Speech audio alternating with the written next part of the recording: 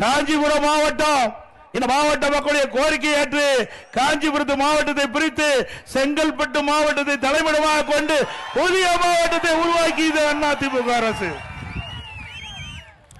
இப்படி மக்களுடைய கோரிக்கையை நிறைவேற்றி பிறகுதான் மக்களை நாங்கள் சந்திக்கின்றோம். ஆக 5% இல்ல 95% நிறைவேற்றப்பட்ட ஆட்சி அதிமுக ஆட்சி. வெறும் 5% தான் திமுக ஆட்சி.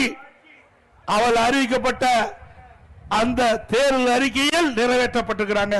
வெறும் 5% அறிவிப்புகள் தான் தேர்தல் அறிக்கையில் திராவிட முன்னேற்ற கழகம் குறிப்பிட்டதை நிறைவேற்றிருக்கிறாங்க. ஆனா அப்படி அல்ல. தேர்தல் நேரத்தில் கொடுக்கப்பட்ட வாக்குறுதி 100க்கு 95% நிறைவேற்றப்பட்ட கட்சி அதிமுக கட்சி.